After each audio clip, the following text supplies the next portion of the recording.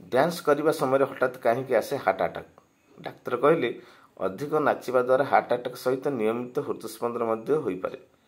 Genetic କାରଣରୁ ମଧ୍ୟ heart attack ହୋଇପାରେ। ଶରୀରରେ ଜଳ ଅଭାବ ମଧ୍ୟ ହାର୍ଟ ଉପରେ ଚାପ ପକାଏ। ସ୍ୱାସ୍ଥ୍ୟ ବିଶେଷଜ୍ଞଙ୍କ ଅନୁଯାୟୀ ହାର୍ଟ ଆଟାକ୍ ଜନିତ ରୋଗର ସବୁଠାରୁ ବଡ଼ କାରଣ ହେଉଛି ଭୁଲ ଖାଇବା ଅଭ୍ୟାସ ଏବଂ ଖରାପ ଜୀବନଶୈଳୀ। ଯଦି ଲୋକମାନେ କ୍ରମାଗତ ଭାବରେ ବାହାରେ ଖାଦ୍ୟ କିମ୍ବା ତେଲିଆ ଖାଦ୍ୟ ସାମଗ୍ରୀ ଅଧିକ ଖାଆନ୍ତି, ତେବେ ଏହା ସମ୍ଭବ ଯେ ହାର୍ଟ ଆଟାକ୍ ହେବାର ଆଶଙ୍କା ଅଧିକ ହୋଇପାରେ। ଆଜିକାଲି ପାଗ ବହୁତ ବଦଳୁଛି।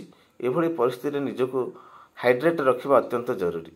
ବହୁତ ଲୋକ ଅଛନ୍ତି ଯେଉଁମାନେ ସଠିକ୍ ଭାବରେ ପାଣି ପିଉନାହାନ୍ତି। 3 ଲିଟର ପାଣି ପିଇବା ଉଚିତ କିମ୍ବା ତାଙ୍କ ଶରୀର ଅନୁଯାୟୀ ପିଇବା ଉଚିତ, କିନ୍ତୁ ସେ ପର୍ଯ୍ୟାପ୍ତ ପରିମାଣର ପାଣି ପିଉନାହାନ୍ତି, ଯାହା ହାର୍ଟ ଆଟାକ୍ ବା ହୃଦଘାତ କାରଣ ହୋଇପାରେ। ଅନେକ ଥର ଜଣେ ବ୍ୟକ୍ତି ଜାଣନ୍ତି ନାହିଁ ଯେ ତାଙ୍କର ବିପି ଅଧିକ ଏବଂ ଭୁଲ ଖାଇବା ଅଭ୍ୟାସ ହେତୁ ସେ ହୃଦଘାତ ଶିକାର ହୁଅନ୍ତି।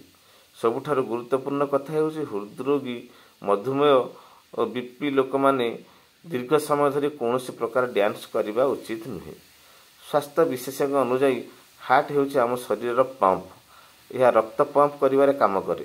ଏପରି ପରିସ୍ଥିତିରେ ଯେତେବେଳେ ଆମେ ଜିମ୍, ବ୍ୟାୟାମ, ଡ୍ୟାନ୍ସ କରୁ, ଆମର ସମ୍ପୂର୍ଣ୍ଣ ଶରୀର ଅତ୍ୟନ୍ତ ସକ୍ରିୟ ହୋଇଥାଏ, ଯେଉଁଥିପାଇଁ ଆମର ଶରୀରକୁ ଅଧିକ କାମ କରିବାକୁ ପଡ଼ିବ, ଯେଉଁ କାରଣରୁ ରକ୍ତଚାପ ବଢ଼ିଥାଏ।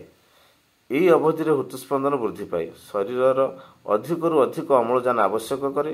କିନ୍ତୁ ଏହିପରି ପରିସ୍ଥିତିରେ ଯଦି କେହି ବିପି ରୋଗୀ, ତେବେ ତାଙ୍କର ହାର୍ଟ ସମ୍ବନ୍ଧୀୟ ସମସ୍ୟା ହୋଇପାରେ।